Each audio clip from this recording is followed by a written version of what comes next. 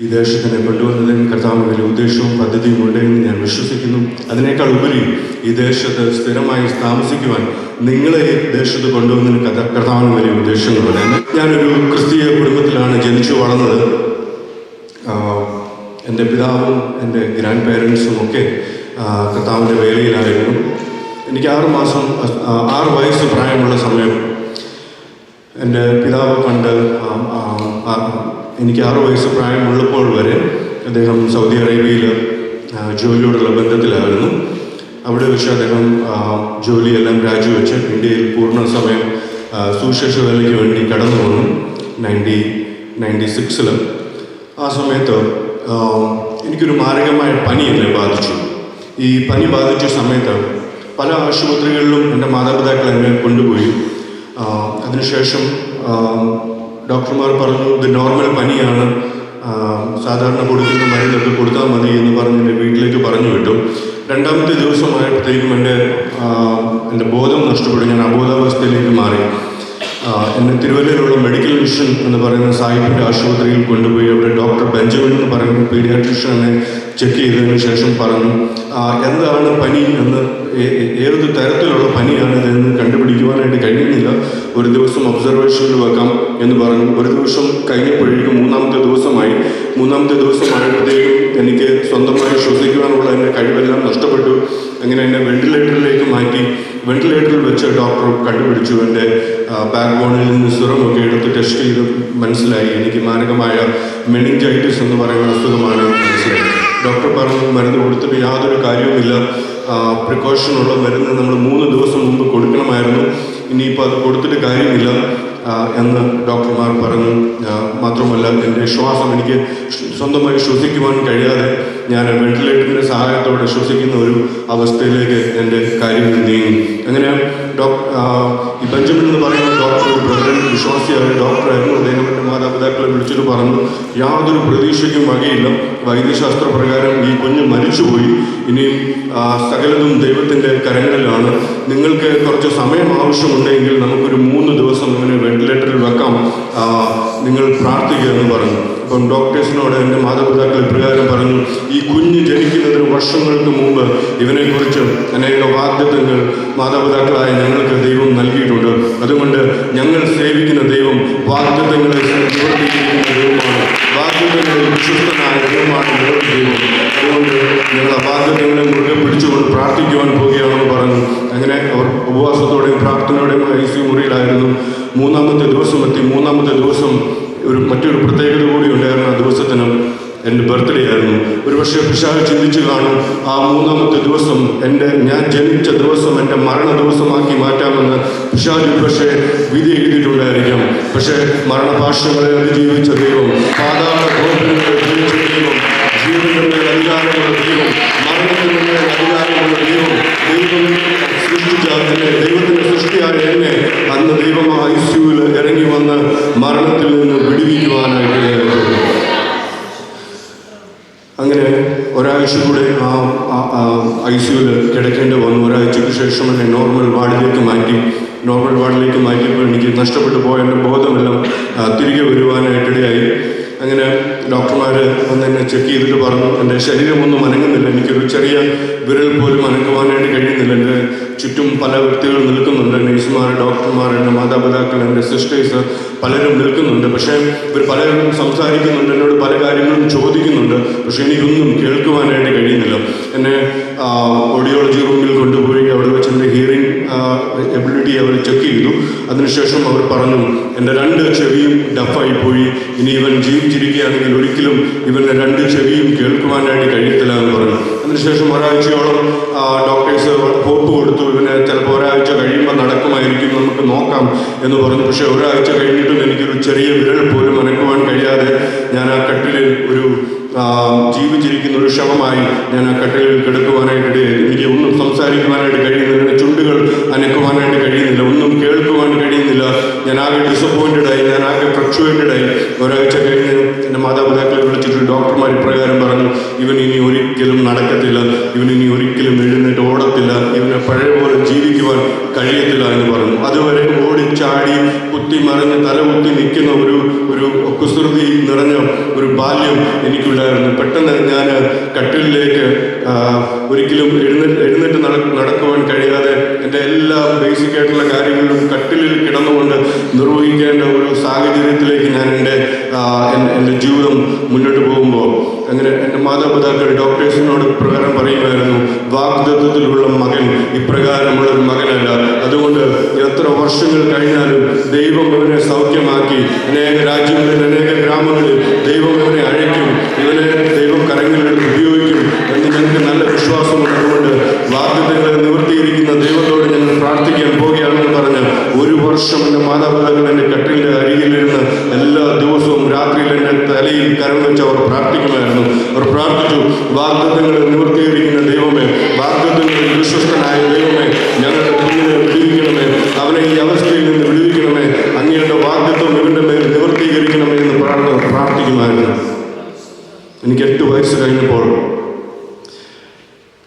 ഞാൻ പതുക്കെ പിച്ച വെച്ച് നടക്കുവാനായിട്ട് തുടങ്ങി. എൻ്റെ ശരീരത്തിലെ ചെറിയ വിരലുകളൊക്കെ ഞാൻ ചലിക്കുവാനായിട്ട് തുടങ്ങി. ഡോക്ടർമാർ ഒരിക്കലും ഓടത്തില്ല, ഒരിക്കലും നടക്കത്തില്ല എന്ന് പറഞ്ഞ സ്ഥാനത്ത് ദൈവം തിരുവല്ല പട്ടണത്തിൽ പത്തനംതിട്ട ഡിസ്ട്രിക്റ്റിൽ 3 പ്രാവശ്യം അത്ലറ്റിക്സിൽ ചാമ്പ്യനായി തീരുവാൻ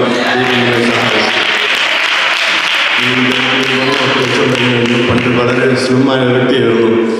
നമ്മളുടെ ദൈവം അസാധ്യങ്ങളെ സാധ്യമാക്കുന്ന ദൈവമാണ്. ലോകം പറയുന്നത് നടക്കത്തില്ല എന്നാണ്, പക്ഷെ ദൈവം പറയും അല്ല, എന്നിൽ വിശ്വസിച്ചാൽ നിങ്ങൾ ദൈവത്തിന് മഹത്വം ദൈവത്തിന് അസാധ്യമായി നിൽക്കുന്നത് നമ്മുടെ മുമ്പിലുള്ള ദൈവത്തിൻ്റെ വചനത്തിലെ വാഗ്ദത്തങ്ങൾ നിവർത്തീകരിക്കേണ്ടതിന് വേണ്ടിയിട്ട് നമ്മുടെ മുമ്പിലെല്ലാം അസാധ്യങ്ങളുടെ നിരയാണെങ്കിൽ വാഗ്ദത്തം ചെയ്ത ദൈവത്തെ നമ്മൾ വിശ്വസിക്കുവാനായി ഇറങ്ങി തിരിച്ചാൽ, വാഗ്ദത്തം ചെയ്ത ദൈവത്തെ നമ്മൾ മുറുകെ പിടിച്ചാൽ ദൈവം നമ്മുടെ ജീവിതത്തിൽ അത്ഭുതങ്ങൾ പ്രവർത്തിക്കുക തന്നെ ചെയ്യും. ഇന്നൊരു പക്ഷേ എന്നെ കേൾക്കുന്ന പല മാതാപിതാക്കളും നിങ്ങളുടെ തലമുറയെ ഓർത്ത് കരയുന്നവരായിരിക്കും, നിങ്ങളുടെ കുഞ്ഞുങ്ങളെ ഓർത്ത് കരയുന്നവരായിരിക്കും. നിങ്ങൾ കരഞ്ഞുകൊണ്ടേയിരിക്കുക. നിങ്ങളുടെ കണ്ണുനീരിനെ തുരുത്തിയിലാക്കി വെക്കുന്ന ഒരു ദൈവമുണ്ട്. ഇതിനെല്ലാം അക്കൗണ്ട് ചെയ്ത് വെക്കുന്ന ഒരു ദൈവമുണ്ട്. ദൈവത്തിൻ്റെ സമയമാകുമ്പോൾ ദൈവം തൻ്റെ തലമുറയെ പുറത്തെത്തിക്കുവാനായിട്ട് ഇടയായിത്തീരും. ദൈവം നമ്മുടെ തലമുറകളെ ദൈവം ഉപയോഗിക്കുവാനായിട്ട് ഇടയായിത്തീരും. അതിന് ഏതൊക്കെ സാഹചര്യങ്ങൾ അവരുടെ മുമ്പിൽ തടസ്സമായി നിന്നാലും, ഒരു പക്ഷേ ഈ രാജ്യത്തിൻ്റെ പല കാര്യങ്ങളും അവരുടെ മുമ്പിൽ തടസ്സമായി നിന്നെന്ന് വരാം, പക്ഷേ അവരുടെ മേൽ വിളിയുണ്ടെങ്കിൽ നിങ്ങൾ ആ വിളിയെ വെച്ച് എല്ലാ ദിവസവും അവർക്ക് വേണ്ടി പ്രാർത്ഥിച്ചുകൊണ്ടിരിക്കുക, ഒഴുക്കിക്കൊണ്ടിരിക്കുക. ദൈവം ഈ തലമുറകളെ പുറത്തു കൊണ്ടുവരുന്ന ഒരു ദിവസമുണ്ട്. അങ്ങനെ എഴുന്നേറ്റ് നടക്കുവാനായി തുടങ്ങി. എന്നെ ആദ്യമായി സ്കൂളിൽ കൊണ്ട് ചേർത്തപ്പോഴാണ് എനിക്ക് മനസ്സിലായത്, അതുവരെ എല്ലാവരുടെയും സ്നേഹം എനിക്കുണ്ടായിരുന്നു, എല്ലാവരുടെയും കരുതലും കാര്യങ്ങളും ഒക്കെ എനിക്കുണ്ടായിരുന്നു. എൻ്റെ ജീവിതത്തിൽ ആദ്യമായിട്ട് എനിക്ക് മനസ്സിലായി ഞാനൊരു ഉപയോഗശൂന്യമായ ഒരു വ്യക്തിയാണ്. ക്ലാസ്സിൽ ആദ്യത്തെ ദിവസം ടീച്ചർ വന്ന് ചോദ്യങ്ങളൊക്കെ ചോദിച്ചപ്പോൾ എനിക്കൊന്നും പറയുവാനായിട്ട് കഴിയുന്നില്ല, കാരണം എനിക്കൊന്നും കേൾക്കുവാനായിട്ട് കഴിയുന്നില്ല. എൻ്റെ ശരീരമെല്ലാം ഓക്കെയായി, പക്ഷേ എൻ്റെ ചെവിയുടെ പ്രശ്നം ഇപ്പോഴുമുണ്ട്. അങ്ങനെ എനിക്ക് ക്ലാസ്സിലൊന്നും കേൾക്കുവാനായിട്ട് കഴിയുന്നില്ല, പഠിപ്പിക്കുന്നൊന്നും കേൾക്കുവാനായിട്ട് കഴിയുന്നില്ല.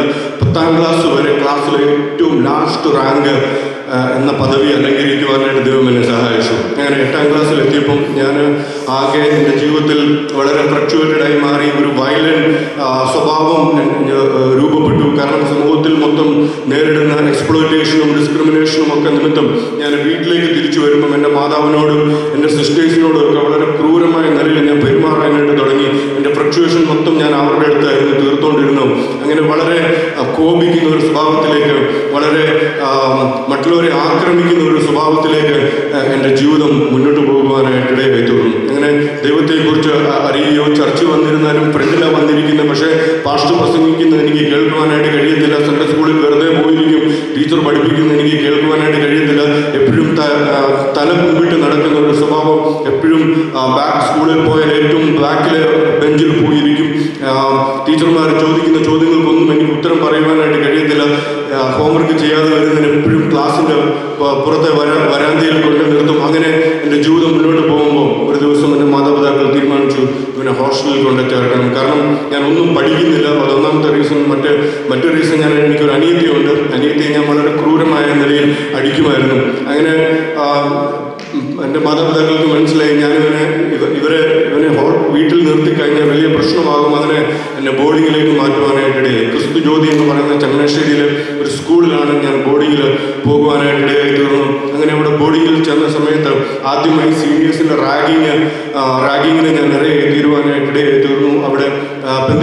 പാട്ടുകാരനാണെന്നുള്ള രീതിയിലും ആൾക്കാർ കളിയാക്കുവാനായിട്ട് തുടങ്ങി. ആർക്കും എന്നെ അറിയത്തില്ല. അങ്ങനെ ഈ ചെവി കേൾക്കാൻ കഴിയാത്ത പ്രശ്നം വളരെ രൂക്ഷമായ നിലയിൽ അവിടെ മാറി. അങ്ങനെ ഞാനൊരു ദിവസം ഹോസ്റ്റലിൽ ഇരുന്നപ്പോൾ ചിന്തിച്ചു, ഞാൻ എന്തിനാണ് ജീവിച്ചിരിക്കുന്നു? ഈ ഭൂമിക്കൊരു ഭാരമായി, ആർക്കും വേണ്ടാത്തവനായി, മാതാപിതാക്കൾക്ക് എൻ്റെ മകൻ ഇത് ചെയ്തു അത് ചെയ്തു എന്ന് പറഞ്ഞൊരു നല്ല കാര്യം പറഞ്ഞ് അഭിമാനിക്കാനില്ലാത്തവനായി, സ്വന്തമായി ആരെങ്കിലും മോനെ നിന്റെ അംബീഷൻ എന്താണെന്ന് ചോദിച്ചാൽ അത് ഒരു സ്വപ്നം പോലും പങ്കുവയ്ക്കുവാൻ, ഇന്ന ആളാകണമെന്ന് പറയാൻ പോലും നാളെ എങ്ങനെയെങ്കിലും ഒരു നല്ല ദിനമായി എൻ്റെ ജീവിതത്തിൽ കടന്നുപോയാൽ മാത്രം മതി എന്നുള്ള ആഗ്രഹത്തോടെ, ആരുമായി തീരണ്ട, എങ്ങനെയെങ്കിലും ഈ ജീവിതമൊന്നും മുന്നോട്ട് പോയാൽ മതിയെന്ന് മാത്രം ആഗ്രഹിക്കുന്ന എൻ്റെ ഹൃദയത്തിനകത്തേക്ക് ഒരു ചിന്ത കടന്നു വന്നു, എന്തിനാണ് ജീവിച്ചിരിക്കുന്നത്? അങ്ങനെ 3 പ്രാവശ്യം ആ ഹോസ്റ്റലിൽ പഠിച്ച സമയത്ത് ഞാൻ ആത്മഹത്യയ്ക്ക് വേണ്ടി ശ്രമിക്കുവാനായിട്ട് ഇടയായി തീർന്നു. പക്ഷേ എൻ്റെ മേൽ ദൈവത്തിൻ്റെ പദ്ധതികൾ ഉണ്ടായിരുന്നതുകൊണ്ട്, ദൈവത്തിന് എൻ്റെ മേൽ നിർണയങ്ങൾ ഉണ്ടായിരുന്നതുകൊണ്ട്, ദൈവത്തിൻ്റെ വാഗ്ദത്തം എൻ്റെ മേൽ ഉണ്ടായിരുന്നതുകൊണ്ട് ദൈവം എന്നെ 3 അവസരങ്ങളിലും ദൈവം എന്നെ ഇറങ്ങി വന്ന് വിടുവിക്കുവാനായിട്ട് ഇടയായി തീർന്നു. വാഗ്ദത്തം നമ്മുടെ മേലുണ്ടെങ്കിൽ നമ്മളുടെ ജീവിതം പല സാഹചര്യങ്ങളിലൂടെ കടന്നു പോയാലും, പല കഷ്ടങ്ങളിലൂടെ, നഷ്ടങ്ങളിലൂടെ, പ്രതികൂലങ്ങളിലൂടെ, പ്രയാസങ്ങളിലൂടെ ഒക്കെ നമ്മുടെ ജീവിതം കടന്നുപോയാലും വാഗ്ദത്തം നമ്മുടെ മേലുണ്ടെങ്കിൽ നമ്മളെ പുറത്തു കൊണ്ടുവരുവാൻ ദൈവം സർവശക്തനായ ദൈവമാണ്. ഇങ്ങനെ 9ാം ക്ലാസ്സിൽ പഠിക്കുന്ന സമയത്ത്, വലിയ ഉദയുടെ സമയത്ത് എൻ്റെ മാതാപിതാക്കൾ എന്നെ നിർബന്ധിച്ചൊരു ക്യാമ്പിൽ പറഞ്ഞു വിട്ടു. ആ ക്യാമ്പിൽ പങ്കെടുക്കുന്ന സമയത്ത് ആദ്യത്തെ ദിവസം രാത്രി വളരെ ശക്തമായ ആരാധന നടന്നുകൊണ്ടിരിക്കുക. ഞാൻ ഏറ്റവും പുറകിലിരിക്കുക. അപ്പം ഞാൻ ആ സമയത്ത് എൻ്റെ 3ാമത്തെ ഇൻസിഡൻറ്റ് കഴിഞ്ഞതിന് ശേഷം 4ാമത്തെ പ്രാവശ്യം എങ്ങനെയെങ്കിലും മരിക്കണം, കുറച്ചും കൂടെ ബെറ്ററായിട്ടുള്ള വഴികൾ കണ്ടെത്തി ഈ പ്രാവശ്യം എങ്ങനെയെങ്കിലും മരിച്ചാലേ പറ്റത്തുള്ളൂ എന്ന് ഹൃദയത്തിനകത്ത് ദൃഢമായ ഒരു തീരുമാനം എടുത്തിട്ട് അവിടെ വന്നിരിക്കുക. അങ്ങനെ ആ ആരാധന നടക്കുന്ന സമയത്ത് എൻ്റെ ഉള്ളിലൊരു ചിന്ത, ദൈവത്തോടൊന്ന് പ്രാർത്ഥിച്ചു നോക്കിയാലോ? ഈ പറയുന്ന, ഈ കേൾക്കുന്ന, ഈ കാണുന്ന ദൈവം ശരിക്കും ജീവിച്ചിരിക്കുന്ന ദൈവമാണെങ്കിലോ? ഞാൻ അന്ന് രാത്രി ദൈവത്തോട് കരഞ്ഞ് നിലവിളിച്ച് പറയുവാനായിട്ടിടയായി തോന്നുന്നു, കർത്താവേ, ഒരു പക്ഷേ ഇതെൻ്റെ ലാസ്റ്റ് രാത്രിയായിരിക്കും, ഇത് എൻ്റെ ലാസ്റ്റ് ക്യാമ്പായിരിക്കും. ഞാനൊരു പക്ഷേ തിരിച്ച് വീട്ടിലോട്ട് പോകുമ്പോൾ ചിലപ്പോൾ വീട്ടിലെത്തിയെന്ന് വരില്ല, ചിലപ്പോൾ ഞാൻ അവധി കഴിഞ്ഞ് തിരിച്ച് സ്കൂളിൽ ചെന്നെന്ന് വരത്തില്ല. ഞാൻ കർത്താവിനോട് പറഞ്ഞു, കർത്താവേ, അങ്ങ് ശരിക്കും ജീവിച്ചിരിക്കുന്ന ദൈവമാണെങ്കിൽ, അങ്ങ് ജീവിക്കുന്ന ദൈവമാണെന്ന് എനിക്കൊന്ന് തെളിയിച്ചു തരണം, എൻ്റെ ഈ അവസ്ഥകൾക്കൊക്കെ ഒരു മാറ്റം വേണം എന്ന് പറഞ്ഞ് ഞാൻ കരഞ്ഞ് പ്രാർത്ഥിക്കുവാനായിട്ടിടയായി തുടങ്ങി. അന്ന് രാത്രി ഒന്നും സംഭവിച്ചില്ല. 2ാമത്തെ ദിവസവും രാത്രി ഞാൻ എങ്ങനെയടിച്ച് കരഞ്ഞു, കർത്താവേ, കാരണം മരിക്കുവാനായിട്ട് പോകുകയാണ്.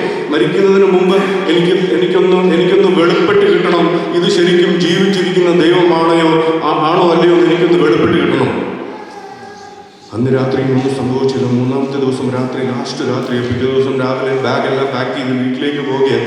ഞാൻ അന്ന് രാത്രി എൻ്റെ മുട്ടിൽമേൽ നിന്നുകൊണ്ട് അവിടെ ആ ഏറ്റവും ബാക്കിലെ റോയിൽ നിലവിളിച്ച് കർത്താവിനോട് പറഞ്ഞു, കർത്താവേ, ഇന്ന് ഒരു പക്ഷേ എൻ്റെ ലാസ്റ്റ് രാത്രിയായിരിക്കും, അങ്ങ് ജീവിച്ചിരിക്കുന്ന ദൈവമാണെന്ന് എനിക്കൊന്ന് വെളിപ്പെടുത്തി തരണം, എൻ്റെ ഈ സാഹചര്യങ്ങളിൽ നിന്നെല്ലാം എന്നെ ഒന്ന് വിടുവിക്കണം. അന്ന് മെസ്സേജ് പറഞ്ഞുകൊണ്ടിരുന്ന കർത്താവിൻ്റെ ദാസൻ പുറകിലേക്ക്, ആരാധന നടക്കുന്ന സമയത്ത് പുറകിലേക്ക് കടന്നു വന്ന് എൻ്റെ കരം പിടിച്ച് എൻ്റെ ഫ്രണ്ടിലെ റോയിൽ കൊണ്ട് നിർത്തി. അദ്ദേഹം പോയി. അവിടെ ഫ്രണ്ടിലെ റോയിൽ കടന്നു വന്നപ്പോൾ എൻ്റെ ശരീരം മൊത്തം ഒരു ഇലക്ട്രിക് ഷോക്ക് അടിക്കുന്നത് പോലെ എനിക്ക് അനുഭവപ്പെട്ടു. ഞാൻ ഉടനെ നിലത്തേക്ക് വീണു. ഈ വീണ സാഹചര്യത്തിൽ എൻ്റെ മനസ്സിനകത്ത് ഞാൻ ചെറുപ്പം തൊട്ട് ചെയ്ത എല്ലാ പാപങ്ങളും ദൈവം എൻ്റെ ഹൃദയത്തിനകത്തേക്ക് കൊണ്ടുവന്നു. എൻ്റെ പിതാവിൻ്റെ പേഴ്സിൽ നിന്നും പൈസ മോഷ്ടിക്കുന്നു, ചെറുതും വലുതുമായ എല്ലാം എൻ്റെ അനിയത്തി അടിക്കുന്നതും, എൻ്റെ അമ്മയോട് ഞാൻ കോപിക്കുന്നതും, എൻ്റെ ക്ലാസ്മേറ്റ്സിനോട് ഞാൻ കോപിക്കുന്നതും, അവരോട് വയലൻ്റായി പെരുമാറുന്നതും, ഇതെല്ലാം എൻ്റെ മനസ്സിനകത്ത്, എൻ്റെ ഹൃദയത്തിനകത്ത് ദൈവം ഒരു സ്ക്രീനിൽ പ്ലേ ചെയ്യുന്ന പോലെ പ്ലേ ചെയ്തു. ഞാൻ അന്ന് എഴുന്നേറ്റിരുന്ന് ഞാൻ കരഞ്ഞ് ഞാൻ കർത്താവിനോട് പറഞ്ഞു, കർത്താവേ, അങ്ങയുടെ സാന്നിധ്യം എനിക്ക് അനുഭവിക്കുവാനായിട്ട് കഴിയുന്നുണ്ട്, പക്ഷെ അങ്ങയുടെ സാന്നിധ്യത്തിൽ നിൽക്കുവാൻ എനിക്ക് കഴിയുന്നില്ല, ഞാനൊരു പാപിയാണ് എന്ന് പറഞ്ഞുകൊണ്ട് ഞാൻ എൻ്റെ പാപങ്ങളെല്ലാം ഞാൻ കർത്താവിൻ്റെ സന്നിധിയിലേറ്റ് കണ്ണീരോടെ ഞാൻ ഏറ്റു പറഞ്ഞു. ഞാൻ അവിടെ നിന്ന് പറഞ്ഞു, കർത്താവേ, എൻ്റെ ജീവിതം ഞാൻ കർത്താവിന് വേണ്ടി സമർപ്പിക്കുന്നു. അതിനുശേഷം ഞാൻ എഴുന്നേറ്റ് നിന്നപ്പോൾ എൻ്റെ ഉദരത്തിനകത്തൊരു അസ്വസ്ഥത അനുഭവപ്പെട്ടു. എനിക്ക് എന്താണെന്ന് അത് മനസ്സിലായില്ല. ഒരു വല്ലാത്തൊരു അസ്വസ്ഥത അനുഭവപ്പെട്ടു. ഞാൻ കർത്താവിനോട് പ്രാർത്ഥിച്ചുകൊണ്ടിരുന്നു. എൻ്റെ വായിലൂടെ ദൈവം അന്യഭാഷ പുറത്ത് വരുവാനായിട്ട് ഇടയായിരുന്നു. ഞാൻ എൻ്റെ ജീവിതത്തിൽ ആദ്യമായിട്ട് ഒരിക്കലും ഞാൻ ഒരു കുഞ്ഞുകുട്ടി ഓടി നടക്കുന്നത് പോലെ ചിരിച്ചുല്ലസിച്ച് ഇങ്ങനെ ഓടിക്കളിച്ച ഒരു ബാല്യം എനിക്കില്ല. കാരണം ചെവി കേൾക്കുവാനായിട്ട് കഴിയാത്തതുകൊണ്ട് എല്ലാവരും ഒറ്റപ്പെടുത്തി എപ്പോഴും മാറി നിൽക്കുവാനായിട്ട് എന്നെ പരിചയമുള്ള ആരെങ്കിലും മുന്നിൽ വരികയാണെങ്കിൽ ഉടനെ അടുത്ത ലെഫ്റ്റോ റൈറ്റോ എടുത്ത് അവരെ എങ്ങനെയെങ്കിലും ഒഴിവാക്കണം എന്നുള്ള ചിന്ത മാത്രമേ എൻ്റെ മനസ്സിനകത്തുണ്ടായിരുന്നുള്ളൂ. എൻ്റെ ജീവിതത്തിൽ ആദ്യമായിട്ട് ഉറക്കെ എല്ലാവരും കേൾക്കുന്ന രീതിയിൽ ഞാൻ ഹല്ലേലൂയയും അന്യഭാഷയും പറയുവാനായിട്ട് തുടങ്ങി. അന്ന് രാത്രി ദൈവം എൻ്റെ വായുടെ കെട്ടിനെ ദൈവം അന്ന് രാത്രി അഴിക്കുവാനായിട്ടായിരുന്നു. അന്ന് വരെ സ്വന്തം പേര് പോലും പറയാൻ നിങ്ങൾക്കറിയാം, ചെവി കേൾക്കുവാൻ വയ്യാത്ത കുഞ്ഞുങ്ങൾ എന്ത് ചെയ്യത്തില്ല, അവർക്ക് സംസാരിക്കുവാനായിട്ട് കഴിയത്തില്ല, അവർക്ക് പ്രൊനൗൺസ് ചെയ്യാൻ ബുദ്ധിമുട്ടാണ്. സ്വന്തം പേര് പോലും പറയാൻ കഴിയാതിരുന്ന എന്നെ എൻ്റെ നാവിൻ്റെ കെട്ടിനെ ദൈവം അന്ന് രാത്രി അഴിക്കുവാനായിട്ട്. എൻ്റെ നാവിൻ്റെ കെട്ടിനെ മാത്രമല്ല, എൻ്റെ ബുദ്ധിയുടെ കെട്ടിനെ ദൈവം അയച്ചു. അന്ന് ക്ലാസ്സിലെ ഏറ്റവും സ്ട്രാങ്കറായിരുന്നു ഞാൻ. പക്ഷേ എൻ്റെ ബുദ്ധിയെ ദൈവം തൊടുവാനായിട്ട് ഇടയായിരുന്നു. എൻ്റെ IQ ലെവലിനെ ദൈവം തൊടുവാനായിട്ട് ഇടയായിരുന്നു. എൻ്റെ സ്പിരിച്വൽ ലൈഫിനെ ദൈവം തൊടുവാനായിട്ട് ഇടയായിരുന്നു. ഞാൻ എൻ്റെ ജീവിതം കർത്താവിന് വേണ്ടി നൽകി. അതിനുശേഷം ഞാൻ തിരികെ ഭവനത്തിൽ കടന്നു വന്നു. അവധിക്ക് ശേഷം ഞാൻ തിരിച്ച് സ്കൂളിലേക്ക് കടന്നുപോയി. 10ാം ക്ലാസ് തുടങ്ങി. എനിക്ക് എൻ്റെ സ്കൂളിലെ സാഹചര്യങ്ങളെല്ലാം പഴയ പോലെ തന്നെയാണ്. എല്ലാവരും എന്നെ പഴയ പോലെ കളിയാക്കുന്നുണ്ട്. ടീച്ചർമാർ ചോദിക്കുന്ന ചോദ്യങ്ങൾക്കൊന്നും എനിക്ക് ഉത്തരം പറയുവാനായിട്ട് കഴിയുന്നില്ല. ചെവിയുടെ സാഹചര്യങ്ങളൊന്നും മാറിയിട്ടില്ല. പക്ഷേ എനിക്കൊരു കാര്യം മനസ്സിലായി, ആരും മാറിയിട്ടില്ല, പക്ഷെ ഞാൻ മാറി. എന്നെ മാറ്റിയ ഒരു ദൈവം, സകല ബുദ്ധിയും കവിയുന്ന ദൈവത്തിൻ്റെ സമാധാനം എൻ്റെ ഹൃദയത്തിനകത്തൂടെ വ്യാപിക്കുവാനായിട്ട് തുടങ്ങി. പണ്ട് നേരത്തെ എൻ്റെ ക്ലാസ്മേറ്റ്സുമൊക്കെ എന്നെ കളിയാക്കുമ്പം ദേഷ്യം വന്നുകൊണ്ടിരുന്ന അതേ ഹൃദയത്തിനകത്ത് ദൈവം സമാധാനം നൽകുവാനായിട്ട് കഴിയും. നമുക്ക് ഈ ഭൂമിയിൽ ഏറ്റവും ആവശ്യം സമാധാനമാണ്. ഈ ലോകത്തിൽ പൈസ നേടുന്നതിനേക്കാൾ, കാറുകൾ മേടിച്ചു കൂട്ടുന്നതിനേക്കാൾ, വലിയ ബംഗ്ലാവുകൾ മേടിക്കുന്നതിനേക്കാൾ, പൈസ സ്വരൂപിക്കുന്നതിനേക്കാൾ ഒക്കെ അപ്പുറം സമാധാനം നമ്മുടെ ഹൃദയത്തിനകത്തുണ്ടെങ്കിൽ അതാണ് ഏറ്റവും വലിയ സമ്പത്ത്. സമാധാനം ദൈവത്തിൻ്റെ ജീവിതത്തിൽ എൻ്റെ ഹൃദയത്തിനകത്ത് തരുവാനായിട്ടിടയായി. അങ്ങനെ 10ാം ക്ലാസ്സിൻ്റെ ബോർഡ് എക്സാമിന് മുമ്പ്, SSLC പരീക്ഷയ്ക്ക് മുമ്പ് ഒരു മോഡൽ എക്സാം സ്കൂളിൽ നടത്തും. ആ എക്സാമിൻ്റെ റിസൾട്ട് വന്നപ്പം എല്ലാത്തിനും 1/2 മാർക്ക്, 1 മാർക്ക്, 5 മാർക്ക്, 6 മാർക്ക്. മലയാളത്തിനാണ് ടോപ്പ് മാർക്ക്, 100ൽ 10 മാർക്ക്. അങ്ങനെ എൻ്റെ മാതാപിതാക്കളെ മാനേജ്മെൻറ്റ് വിളിച്ചിട്ട് പറഞ്ഞു, ക്രിസ്തു ജ്യോതി എന്ന് പറയുന്ന സ്കൂള് 25ാമത്തെ വർഷം സെലിബ്രേറ്റ് ചെയ്യുക, സിൽവർ ജൂബിലി സെലിബ്രേറ്റ് ചെയ്യുക. ഈ കഴിഞ്ഞ 25 വർഷമായിട്ടും ഈ സ്കൂളിൽ 10ാം ക്ലാസ്സിലും +2ലും ആരും തോറ്റുപോയിട്ടില്ല. പക്ഷേ ഇവൻ പരീക്ഷ എഴുതിയാൽ ഈ കഴിഞ്ഞ 25 വർഷമായിട്ട് 100% വിജയം കൈവരിച്ചുകൊണ്ടിരിക്കുന്ന ഈ സ്കൂള് ആദ്യമായി 99% അതുകൊണ്ട് ഇവനെ എങ്ങനെയെങ്കിലും ഈ സ്കൂളിൽ നിന്ന് മാറ്റണം, ഞങ്ങൾ ഇവനെ ഇവിടുന്ന് ഡിസ്മിസ് ചെയ്യാൻ പോവുകയാണ്, ഇവൻ്റെ പേര് ഞങ്ങൾ കട്ട് ചെയ്യാൻ പോവുകയാണ് എന്ന് പറഞ്ഞു. പക്ഷേ അവിടെ വെച്ച് എൻ്റെ പിതാവ് പ്രകാരം പറഞ്ഞു, ദൈവം 2 ആഴ്ച മുമ്പ് എന്നോടൊരു വാഗ്ദത്തം ദൈവം ചെയ്തിട്ടുണ്ട്, ഇവൻ ഈ SSLC പരീക്ഷയ്ക്ക് നല്ല മാർക്കോടെ പാസ്സാകും എന്ന്. അച്ഛനാണ്, കാത്തലിക്കിലെ അച്ഛനാണ് അവിടുത്തെ പ്രിൻസിപ്പൾ. അച്ഛനോട് നോക്കി പറയുവാനായിട്ടിടയായിട്ടുണ്ട്. അച്ഛൻ പറഞ്ഞില്ല, ഒരു കാരണവശാലും ഇവനിവിടെ പരീക്ഷ എഴുതുവാനായിട്ട് സമ്മതിക്കത്തില്ല. അങ്ങനെ മണിക്കൂറുകൾ സംസാരിച്ചു. അതിനുശേഷം അവരൊരു ലെറ്റർ എഴുതി മേടിച്ചു. ഈവൻ പരീക്ഷയ്ക്ക് തോറ്റാൽ മാനേജ്മെൻറ്റ് എന്ത് കോമ്പൻസേഷൻ ചോദിച്ചാലും അത് പേരൻസ് കൊടുക്കണം എന്ന് പറയുന്ന ഒരു എഗ്രിമെൻറ്റ് എൻ്റെ പേരൻസ് എഴുതി സൈൻ ചെയ്ത് കൊടുക്കുവാനായിട്ടിടയായിരുന്നു. എൻ്റെ പേരൻസിൻ്റെ കയ്യിൽ പൈസ ഉള്ളതുകൊണ്ടല്ല, കാരണം അവർ വിശ്വസിക്കുന്ന ദൈവം വാഗ്ദത്തത്തിൽ വിശ്വസ്തനായതുകൊണ്ട്, വാക്ക് പറഞ്ഞാൽ മാറാത്ത ദൈവമായതുകൊണ്ട് അവരത് ഒപ്പിട്ട് കൊടുക്കുവാനായിട്ടിടയായിരുന്നു. അങ്ങനെ എന്നെ അതിനുശേഷം തിരികെ വീട്ടിലേക്ക് കൊണ്ടുവന്ന് ബോർഡിങ്ങിൽ നിന്ന് ഞാൻ എൻ്റെ കട്ടിലിൻ്റെ അരികിൽ അന്ന് രാത്രി ഇരുന്ന് മുട്ടുകുത്തി പ്രാർത്ഥിച്ചിട്ട് ഞാൻ കർത്താവിനോട് പറഞ്ഞു, കർത്താവെ, മാനുഷികമായി ചിന്തിച്ചാൽ ഞാൻ പരീക്ഷ എഴുതിയാൽ ഈ സ്കൂളിന് ഞാനൊരു അപമാനമായി മാറും. എൻ്റെ പിതാവിൻ്റെ പാസ്റ്ററാണ്, ഞങ്ങളെ അറിയുന്ന ഞങ്ങളുടെ എൻ്റെ കമ്മ്യൂണിറ്റിക്ക്, ഞങ്ങളുടെ സഭയ്ക്ക്, ഞങ്ങളുടെ ദേശത്തിന് ഞാനൊരു അപമാനമായി മാറും. അതുകൊണ്ട് ദൈവമേ അങ്ങൊരു അത്ഭുതം എൻ്റെ ജീവിതത്തിൽ ചെയ്യണം, അങ്ങ് എൻ്റെ ബുദ്ധിയെ തൊടണം, അങ്ങ് എൻ്റെ ഹൃദയത്തെ തൊടണം, എൻ്റെ മനസ്സിനെ തൊടണം, അങ്ങ് എനിക്ക് നല്ല മാർക്ക് തന്നാലേ പറ്റത്തുള്ളൂ. മാനുഷികമായി ഞാൻ എഴുതിയാൽ ഞാൻ തോക്കും, പക്ഷേ ദൈവം എന്നോട് എൻ്റെ ജീവിതത്തിൽ അത്ഭുതം പ്രവർത്തിക്കണമേ എന്ന് പറഞ്ഞ് ഞാൻ കരഞ്ഞ് കർത്താവിനോട് പ്രാർത്ഥിക്കുവാനായിട്ട് ഇടയായിരുന്നു. അതിനുശേഷം ഞാൻ എൻ്റെ സ്റ്റഡി ടേബിളിൽ വന്നിട്ട് ആദ്യം കണ്ട ടെക്സ്റ്റ് ബുക്ക് കെമിസ്ട്രിയുടെ ടെക്സ്റ്റ് ബുക്കായിരുന്നു. നമ്മൾ ഈ പുതിയ ബൈബിളൊക്കെ മേടിക്കുമ്പോൾ ചില പേജുകൾ ഇങ്ങനെ ഒട്ടിയിരിക്കും. അതായിരുന്നു എൻ്റെ കെമിസ്ട്രി ടെക്സ്റ്റ് ബുക്കിൻ്റെ അവസ്ഥ. ഹോസ്റ്റലിൽ പഠിക്കുന്ന സമയത്ത് ഇതൊന്നും ഞാൻ തുറന്നു നോക്കുമായിരുന്നില്ല, സ്കൂളിൽ ഞാനിത് കൊണ്ടുപോകുമായിരുന്നില്ല, തുറന്നു നോക്കുമായിരുന്നില്ല. അങ്ങനെ ആദ്യത്തെ ചാപ്റ്റർ തൊട്ട് വായിക്കുവാനായിട്ട് തുടങ്ങിയപ്പോൾ എനിക്കിതൊന്നും മനസ്സിലാവുന്നില്ല. 10ാം ക്ലാസ്സിൽ പഠിക്കുന്ന സമയത്ത് എനിക്ക് H2 എന്നാന്ന് അറിയത്തില്ല, O2 എന്നാന്ന് അറിയത്തില്ല, CO2 എന്നാന്ന് അറിയത്തില്ല, ഇതൊന്നും ഇലാബറേറ്റ് ചെയ്യാൻ അറിയത്തില്ല. ബേസിക് ആയിട്ടുള്ള ഒരു കാര്യം എനിക്കറിയത്തില്ല. അത്രയും ലോ IQ ആയിരുന്ന എൻ്റെ ബുദ്ധിയെ ദൈവം അന്ന് രാത്രി തൊടുവാനായിട്ട് എത്തുള്ളൂ. ഞാൻ ഇത് കണ്ട് എനിക്ക് മനസ്സിലായി, ഞാനിത് മാനുഷികമായിട്ട് വായിച്ചാൽ പഠിച്ചാൽ ഇതെനിക്ക് മനസ്സിലാവത്തില്ല എന്ന് മനസ്സിലായപ്പം ദൈവം എൻ്റെ അകരത്തിനകത്ത് അന്യഭാഷയിൽ സംസാരിക്കുവാനായിട്ട് തുടങ്ങി. ഞാൻ അന്യഭാഷയിൽ കുറേ നേരം ഞാൻ അന്യഭാഷയിൽ സംസാരിച്ചു. അതിനുശേഷം ഞാൻ ഈ ബുക്ക് വായിക്കുവാനായിട്ട് തുടങ്ങിയപ്പോൾ എനിക്കെല്ലാം മനസ്സിലാവുവാൻ ഒരു നല്ല ടീച്ചർ നമ്മുടെ അടുത്തിരുന്ന് പറഞ്ഞു തരുമ്പോൾ നമുക്ക് എല്ലാ കാര്യങ്ങളും മനസ്സിലാകുന്നത് പോലെ ദൈവത്തിൻ്റെ ആത്മാവ് എൻ്റെ ബുദ്ധിയെ തുറന്നു തരുവാനായിട്ട് എന്ന് പറയുന്നത് ഒരു ഗ്രേഡിൻ്റെ മേളിൽ എനിക്കൊരു ഗ്രേഡ് കിട്ടിയിട്ടില്ല. നിങ്ങൾ ക്രിസ്തുജ്യോതി എന്ന് പറയുന്ന സ്കൂളിൽ പോയി അന്വേഷിച്ചാൽ മതി, എൻ്റെ ഹിസ്റ്ററി ഒക്കെ അവിടെയുണ്ട്.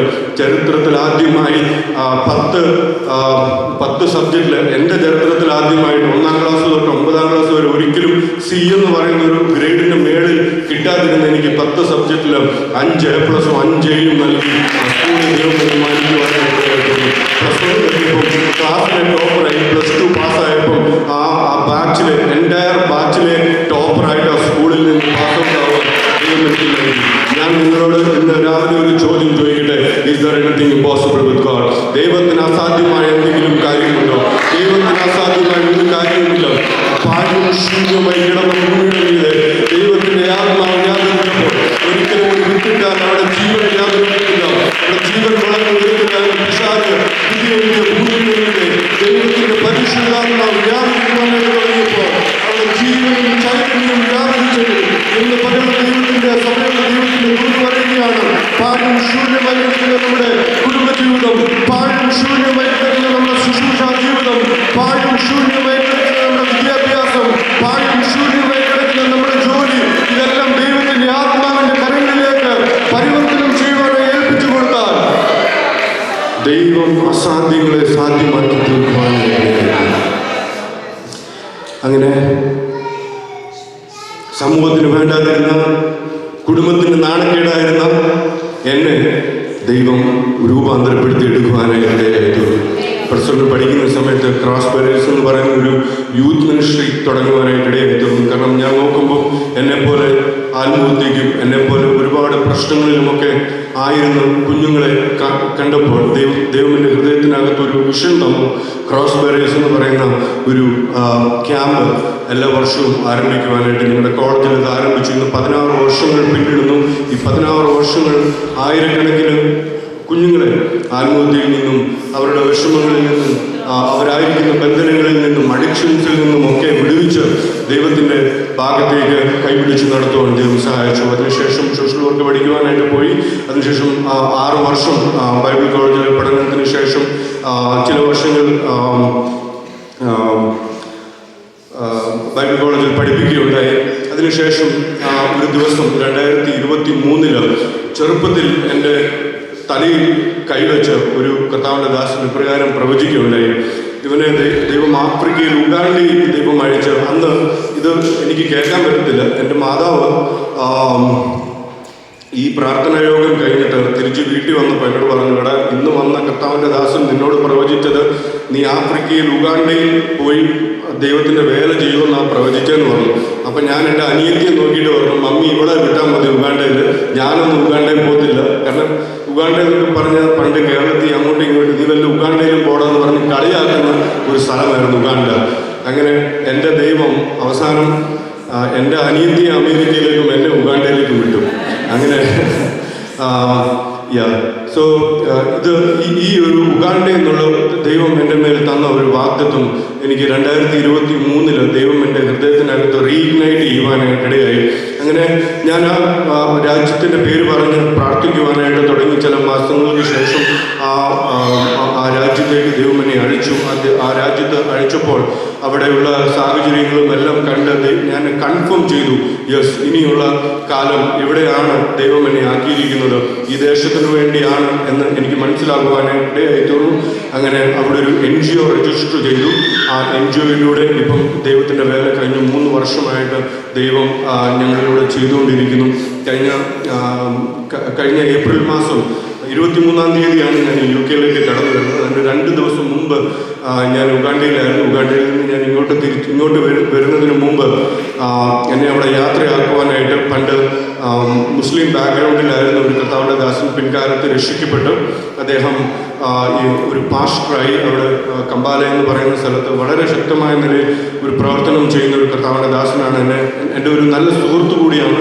ഞാൻ ഉഗാണ്ടയിൽ ചെന്ന സമയത്ത് ആദ്യകാലങ്ങളിൽ എന്നെ വളരെയധികം സഹായിക്കുകയും ഒക്കെ ചെയ്തൊരു കർത്താവിൻ്റെ ദാസനാണ് എന്നെ ഈ എയർപോർട്ടിലേക്ക് കൊണ്ടുവിട്ടത്. അന്ന് പല പ്രാവശ്യം അദ്ദേഹം എന്നെ എയർപോർട്ടിൽ കൊണ്ടുവിട്ടിട്ടുണ്ട്. പക്ഷേ അന്ന് ഞാൻ അദ്ദേഹത്തെ കെട്ടിപ്പിടിച്ച സമയത്ത് എനിക്ക് ഭയങ്കരമായിട്ട് ഒരു കരച്ചിൽ വന്ന്. അപ്പോൾ ഇദ്ദേഹം ചോദിച്ചു, നീ എന്തിനാ കരയുന്നത്? നീ ജൂണിൽ തിരിച്ചു വരാനുള്ളതല്ലേ, 1 മാസത്തേക്കല്ലേ പോകുന്നത്, നീ എന്തിനാ വിഷമിക്കുന്നതെന്നൊക്കെ അദ്ദേഹം എന്നോട് ചോദിച്ചു. പക്ഷേ ഞാനിവിടെ ലാൻഡ് ചെയ്തതിന് ശേഷം ഒരു 3 ദിവസങ്ങൾക്ക് ശേഷം ഞങ്ങളുടെ അവിടെയുള്ള മിഷണർമാരെ വിളിച്ചിട്ട് പറഞ്ഞു, അദ്ദേഹത്തെ പെട്രോൾ ഒഴിച്ച് ഈ മുസ്ലിം കലാപകാരികൾ അദ്ദേഹത്തെ കൊന്നുകളയുവാനായിട്ട് ഇടയായിത്തോളൂ. അങ്ങനെ ഇതാണ് ഉഗാണ്ടയുടെ അവസ്ഥ. സുഡാനിൽ നിന്നുള്ള ഒരുപാട് റെഫ്യൂജി മുസ്ലിം കമ്മ്യൂണിറ്റികൾ അവിടേക്ക് കടന്നു വരുന്നുണ്ട്. അതുമൂലം ഈ 5% മാത്രം മുസ്ലിംസ് ആയിരുന്ന മുസ്ലിം പോപ്പുലേഷൻ ഇപ്പോൾ 18%. നിങ്ങൾ ആ രാജ്യത്തെ ഓർത്ത് പ്രാർത്ഥിക്കണം. റെഫ്യൂജി സുഡാനിൽ നിന്നുള്ള സൗത്ത് സുഡാൻ, നോർത്ത് സുഡാൻ, പക്ഷേ ഇവിടെ കാണുന്ന സുഡാനി വ്യക്തികളൊക്കെ സൗത്ത് സുഡാനിൽ നിന്ന് കടന്നു വരുന്നവരാണ്. എന്നാൽ നോർത്ത് സുഡാൻ എന്ന് പറയുന്ന ഒരു രാജ്യമുണ്ട്. അത് ഈ നോർത്ത് കൊറിയ പോലൊരു രാജ്യമാണ്. അവിടെ വളരെ പ്രൊട്ടക്റ്റഡ് ആണ്. അവിടെ എന്താ പറയുന്നത്, ഇൻ്റർനെറ്റ് ഇല്ല, വളരെ ക്ലോസ്ഡ് ആയിട്ടുള്ളൊരു കൺട്രിയാണ്. ആ കൺട്രിയിൽ ഞങ്ങൾ റീച്ച് ഔട്ട് ചെയ്യുവാനായിട്ട് ശ്രമിച്ചുകൊണ്ടിരിക്കുന്നു. അവിടെ നിന്ന് കടന്നു വരുന്ന റെഫ്യൂജീസിനെ ഞങ്ങൾ അഭയം കൊടുത്ത് അവരുടെ പ്രവർത്തിച്ച് അവരുടെ കുഞ്ഞുങ്ങളെ എടുത്തു വളർത്തി. അങ്ങനെ ധാരാളം പ്രവർത്തനങ്ങൾ ഉഗാണ്ടയുടെ മണ്ണിൽ ദൈവം ചെയ്തുകൊണ്ടിരിക്കുന്നു. തുടർന്ന് ഞങ്ങൾ ഈ കുടുംബത്തെയും ഓർത്ത് നിങ്ങൾ പ്രാർത്ഥിക്കണമെന്ന് അപേക്ഷിക്കുന്നു. എനിക്ക് ഇത്രയും സമയം തന്ന കർത്താവിന്റെ ദാസനോടും ഉള്ള നന്ദി അറിയിക്കുന്നു.